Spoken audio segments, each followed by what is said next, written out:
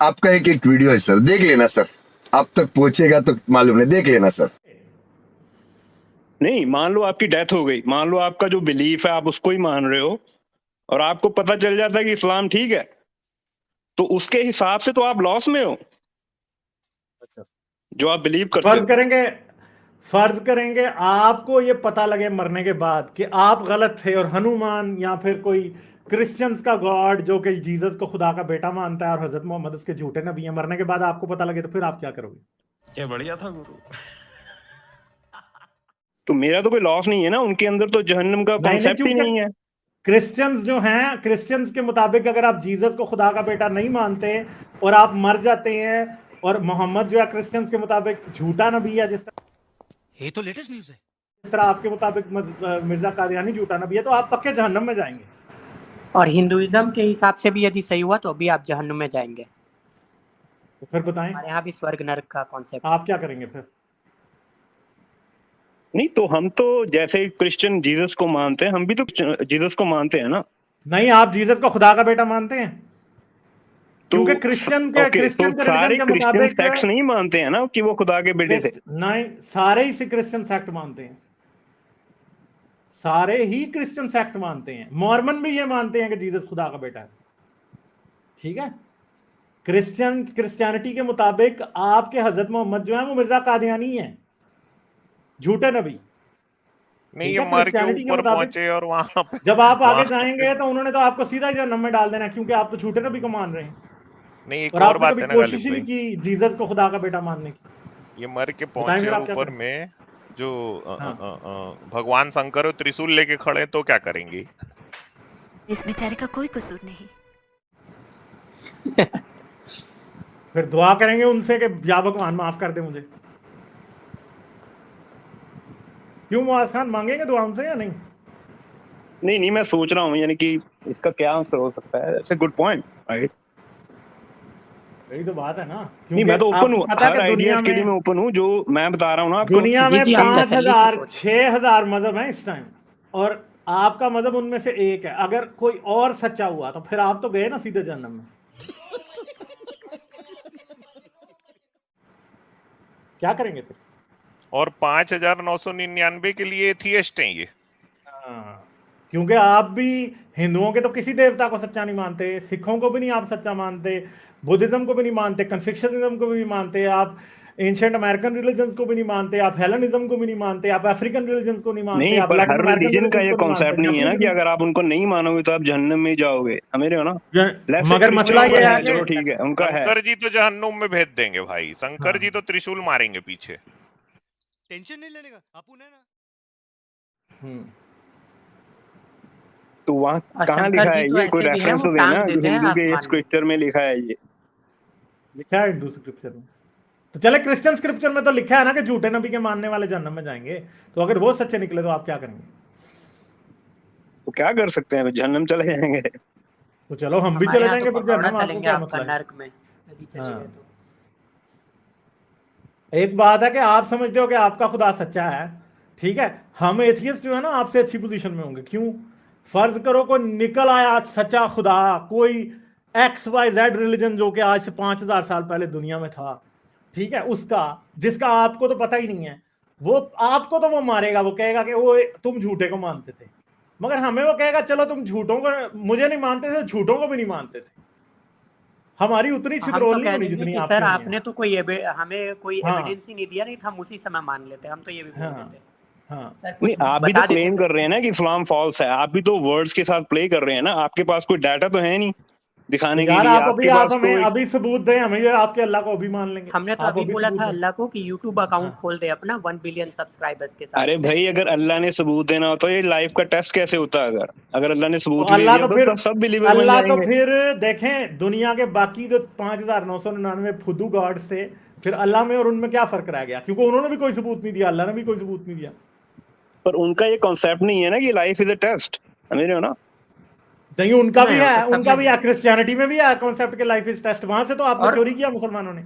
और एक चीज और, हिंदुइज्म में तो टेस्ट बहुत खतरनाक है। 84,000 लाख बार आपको इस धरती पे आना होता है टेस्ट देने, एक ही पेपर को सॉल्व करने। आप तो एक ही बार आते हो। 84 लाख टाइम्स आपको आना पड़ेगा। नहीं, उनका तो कॉन्सेप्ट ही डिफरेंट है, उनका तो कर्मा नहीं तो का वैसे कॉन्सेप्ट है मुझे कि जरा थोड़ा सा इस बात को थोड़ा सा इमेजिन करें कि फर्ज करें क़यामत के बाद खुदा निकल आया कोई और उसने जहन्नम बनाई हुई, और वो बल्कि खुदा ऐसा हुआ कि जो कह रहा हुआ कि जो मोहम्मद को मानेगा ना उसको तो मैंने जहन्नम के सबसे आखिरी गड्ढे में डालना है, फिर आप क्या करेंगे? नहीं, कोई रीजन होना चाहिए ना। अगर मान लो कि यार मोहम्मद को क्यों ना माने, कि उन्होंने ऐसी क्या बातें की हैं, क्योंकि राइट, कि उन्होंने उनको जो ना बातें माना की जाए। हैं वो टोटली क्रिश्चियनिटी के खिलाफ हैं, और वो क्रिश्चियनिटी तो ये भी की बोलेंगे कि किताबों में लिखा मोहम्मद गया के हज़रत मोहम्मद फॉलोअर्स ने झूठे नबी सबसे हैं। ज्यादा लोगों को मारा है, ये भी कहेंगे। हाँ, जो गॉड हुआ वो कह दिया कि भाई इन्होंने टेररिज्म सबसे ज्यादा फैलाया, मैं इनके औरतों को फॉलोअर्स को सबसे सबसे ज्यादा नीचे जानवरों की तरह ट्रीट किया है, गुलाम लौंडी बनाए हैं। अगर वो इस बात पे लग गया फिर क्या होगा?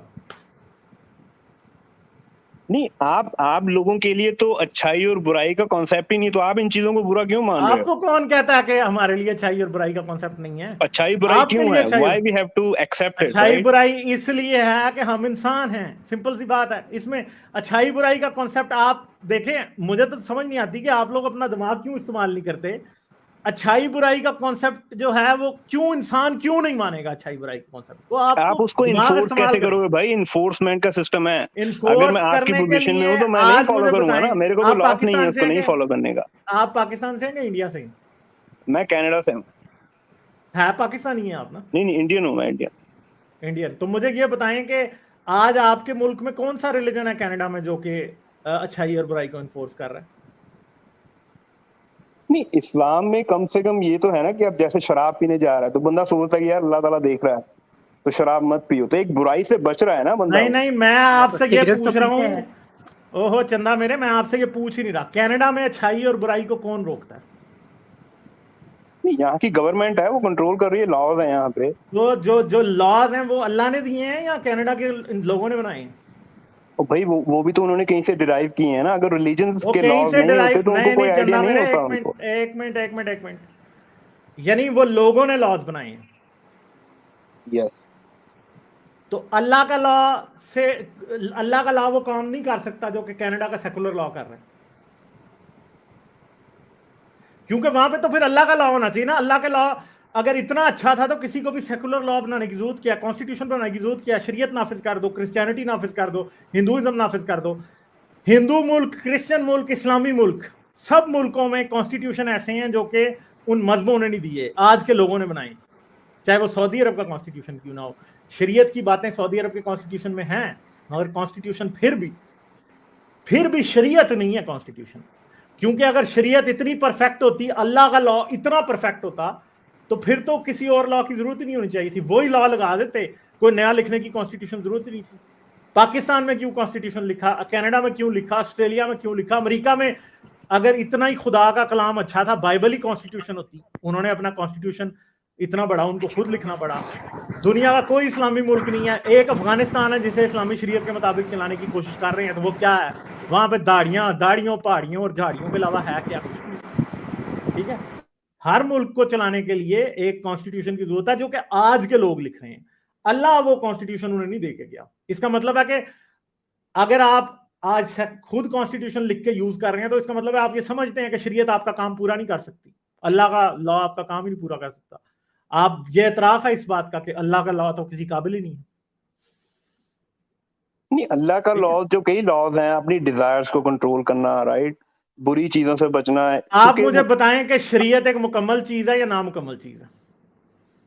नहीं, शरीयत है तो मुकम्मल चीज, क्योंकि उसमें फाइनेंशियल क्या लॉ भी हैं, शरीयत इंसान भी हैं। की तमाम जरूरियात को, अल्लाह ने शरीयत ऐसी नाजिल फरमाई थी कि वो इंसान की तमाम जरूरियात को पूरी करती है। फॉर एग्जाम्पल कौन सी जरूरियात नहीं पूरी कर रही? नहीं, मैं तो आपसे सीधा पूछ रहा हूं कि क्या शरीयत मोहम्मदी जो है वो फाइनल शरीयत है कि जो कि क़यामत तक के लिए है या मनसूख है? नहीं, टाइम के हिसाब से आप उसमें मॉडिफिकेशन कर सकते हो उसमें। नहीं, हज़रत मोहम्मद ने तो ये नहीं कहा ना, कोई भी हदूद अल्लाह में मॉडिफिकेशन नहीं कर सकता। आपको किसने कहा? ये आपको किसने ये इस्लाम सिखा दिया? हदूद अल्लाह हैं, कोई भी इस्लाम में हदूद अल्लाह के साथ छेड़छाड़ नहीं कर सकता। ठीक है, शरीयत हदूद अल्लाह है और क़यामत तक रसूल अल्लाह की शरीयत जो है वो कायम है। ऐसा नहीं है कि क़यामत से 100 साल पहले शरीयत बदल जाएगी, या रसूल अल्लाह के जाने के 100 साल बाद शरीयत बदल जाएगी। नहीं, रसूल अल्लाह ने जो शरीयत दी है वो क़यामत तक के लिए। मगर आज मुसलमान ही उस शरीयत को ये समझते हैं, उन्हें अच्छे तरीके से पता है कि ये शरीयत जो है ये हमारे मसले हल नहीं कर सकती, इसलिए उन्होंने अपने सेकुलर या अपने नॉन इस्लामिक लॉज लिखे हैं, कॉन्स्टिट्यूशन नॉन इस्लामिक बनाए। पाकिस्तान का कॉन्स्टिट्यूशन जो है वो इस्लामी शरीयत से बहुत अच्छा डॉक्यूमेंट है। वो पाकिस्तान के लोगों की आईनी जरूरियात, कानूनी जरूरियात को बहुत अच्छे तरीके से पूरा करता है एज कम्पेयर टू इस्लामी शरीयत। अगर इस्लामी शरीयत इस काबिल होती कि वो पाकिस्तान के कॉन्स्टिट्यूशन से अच्छा परफॉर्म कर सकती, तो यकीनन हम आज शरीयत यूज कर रहे होते, हम कॉन्स्टिट्यूशन ऑफ पाकिस्तान यूज ना कर रहे होते, या कॉन्स्टिट्यूशन ऑफ ऑस्ट्रेलिया यूज ना कर रहे होते, या कॉन्स्टिट्यूशन ऑफ इंडिया ना यूज कर रहे होते। अगर इस्लामी शरीयत अल्लाह की शरीयत है तो वो तो इतनी परफेक्ट होनी चाहिए थी कि काफिर मुल्कों वाले भी कहते हैं ठीक है हम तुम्हारा मजहब नहीं मानते मगर तुम्हारी शरीयत जरूर इस्तेमाल करेंगे, क्योंकि इससे अच्छा बेहतरीन कॉन्स्टिट्यूशनल डॉक्यूमेंट हम बना नहीं सकते, कानून का सिस्टम इससे अच्छा हम बना नहीं सकते। ठीक है, मगर कोई भी नहीं यूज करता, मुसलमान खुद नहीं करते यूज।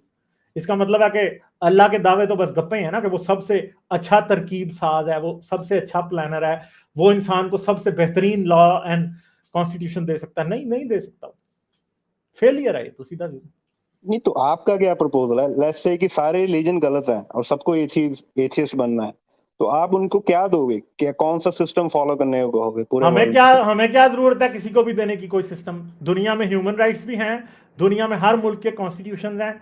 जब कॉन्स्टिट्यूशन में किसी ऐसी नई चीज की जरूरत पड़ती है तो उसे तब्दील करके अमेंडमेंट करके आप आगे चलते हैं। पाकिस्तान अभी तक कॉन्स्टिट्यूशन में 18 अमेंडमेंट्स कर चुका है, अमेरिका पता नहीं कितनी कर चुका, मुझे नहीं पता, इंडिया पता नहीं कितनी कर चुका। दुनिया का कोई मुल्क ऐसा नहीं है जो कि पिछले 70-100 साल से भी मौजूद है ना, जिसने अपने कॉन्स्टिट्यूशन में अमेंडमेंट। तो इंडिया ने जब कम नई से चीजों कम की जरूरत 110 पड़ेगी, से ज्यादा कर चुका है। हाँ जी, जब आपको नए प्रॉब्लम्स फेस होते हैं आप अमेंडमेंट करते हैं अपने कॉन्स्टिट्यूशन में। कल को चाइना ने पूरी वर्ल्ड को इतना डेट दे दिया, कल को चाइना कहते हैं कि हमारे रूल्स को फॉलो करो, इसका क्या ताल्लुक है? इसका शरीयत से क्या ताल्लुक है? नहीं, मैं आपसे पूछ रहा हूँ कि आपके पास क्या है? कल को कोई भी उठ के कह सकता है कि जिसके पास ज्यादा पैसा है या पावर है कि मैं चलाऊंगा पूरे वर्ल्ड को। तो यही तो तालिबान करते हैं ना, चंदा मेरे, यही तो हजरत मोहम्मद का रूल था ना कि मदीने में हुकूमत हासिल कर ली और मक्के वालों पर जाके अपनी शरीयत जबरदस्ती अप्लाई कर दी।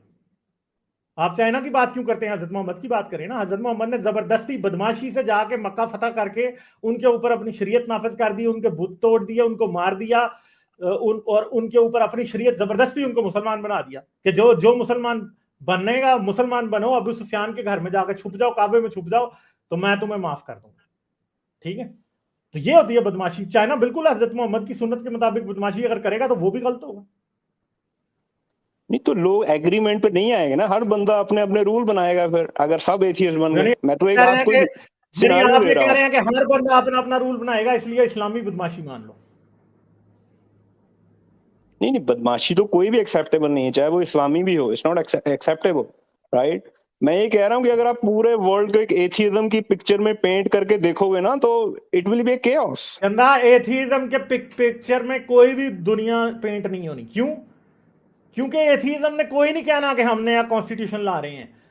स्विट्जरलैंड में जो कॉन्स्टिट्यूशन है वो अपनी जगह पे ही रहेगा, चाहे 100% भी लोग एथियस्ट बन जाएं। उसमें कुछ अमेंडमेंट कर लेंगे, कुछ और उसको बेहतर कर लेंगे, कोई नॉन रिलीजियस लोगों के और राइट्स दे देंगे, कोई औरतों को मजीद राइट्स दे देंगे, होमोसेक्सुअल्स को और राइट्स दे देंगे। ये नहीं कहेंगे कि चोरी हलाल हो गई है। अमेरिका का भी कॉन्स्टिट्यूशन वही रहेगा। पाकिस्तान में भी अगर सारी दुनिया एथियस्ट बन जाए तो उनको कोई नया तो कानून उन्होंने नाफिज नहीं करना, उन्होंने वही पाकिस्तान के कॉन्स्टिट्यूशन में अमेंडमेंट करनी है। ब्लास्फेमी लॉ जैसे कचरे को उठा के साइड पे मारेंगे, अल्लाह को हाकमियत अल्लाह किया उठा के उसको चपेड़े मार के इस कानून को बाहर फेंकेंगे, इंसानियत को मुकद्दम कहेंगे, डेमोक्रेटिक वैल्यूज को आगे लेके आएंगे, औरतों को बराबर हकूक देंगे, ठीक है, होमोसेक्सुअल्स को हकूक देंगे, सब रिलीजन्स को, या इवन के जो डिफरेंट कास्ट के जातों के लोग हैं, डिफरेंट नेशनल डिफरेंट एथनिसिटीज के लोग हैं, उनको बराबर है हकूक देंगे। ये करेंगे एथियस्ट। आप क्या समझ रहे हो कि अगर दुनिया सारी एथियस्ट बन जाएगी तो लोग कहेंगे चलो जी अब जो है ना चोरियां भी जायज हैं, अब डाके भी जायज हैं? नहीं, ऐसा कौन? नहीं, वो धीरे धीरे जा रहे हैं वहां पे। वो उन्होंने अबॉर्शन को लीगलाइज कर दिया है, यूथनेशिया को लीगलाइज कर दिया है। लग रहा है इस्लामी मुल्क उस तरफ जा रहे हैं, क्योंकि इस्लामी मुल्कों में चोरी डाके बिल्कुल जायज हैं। ठीक है, कल को इस्लाम में तो चोरियां डाके वैसे भी जायज थी कि हजरत मोहम्मद किसी का भी काफिला जाके लूट लिया करते थे। पूरे अरब में कोई काफिला नहीं छोड़ा हजरत मोहम्मद ने, कोई कबीला ऐसा नहीं था जिसकी औरतें नहीं उठाई हजरत मोहम्मद ने। एथियस्टों ने तो ये काम नहीं करने, कोई भी, हमने तो नहीं कर रहे ये काम। हमारे होते तो कोई आदमी अपनी बीवी का मैरिटल रेप करके दिखाए ना, उसे ही हम अंदर देंगे। ठीक है, बीवी किसी की जाके कंप्लेन कर दे ना, आज आप कह रहे हो ना कि एथियस्ट की वजह से मोरालिटी नीचे जाती है, एथियज्म की वजह से, ह्यूमन राइट्स की वजह से मोरालिटी आज इधर पहुंच गई है कि कोई किसी की बीवी भी जाके कंप्लेन कर देना कि इसने मेरा रेप किया, तो उस बंदे को भी अंदर दे देते हैं और उसको भी 10 साल की कैद हो जाती है। ओ भाई, किसी की बीवी किसी के साथ जाके सो भी सकती है तो उसको कोई रोक नहीं सकता है। तो हाँ ना, नहीं रोक सकता ना, मगर कोई बीवी अपनी का भी रेप नहीं कर सकता, किसी की बीवी का कोई दूसरा भी रेप नहीं कर सकता, और वो बंदा खुद भी नहीं कर सकता। नहीं, ये आपके रेप तो है, वो तो गलत चीज है अगर बिना कंसेंट के या अपनी थोड़ी देर पहले, हाँ तो अभी थोड़ी देर पहले मैंने वो आयत दिखाई थी ना जिसमें हजरत मोहम्मद ने औरतों के रेप करने की इजाजत दी थी। नहीं, वो आयत थोड़ी देर पहले आपने कुछ हदीस दिखाई थी। हाँ तो थोड़ी देर पहले ही दिखाई थी ना कि हजरत मोहम्मद ने औरतों के रेप करने की इजाजत दी थी। और जो थोड़ी देर पहले जो आदमी आया था वो तो भाई कंसेंट को मानता ही नहीं था, वो हाँ बैकवर्ड थिंकिंग था वो भी। शुक्र है आप थोड़ा सा तो मानते हो कंसेंट को। नहीं, जो चीज गलत है वो तो गलत है भाई, उसको आप वो नहीं कर सकते। ठोक दीजिए महाकाल का, ठोक दीजिए।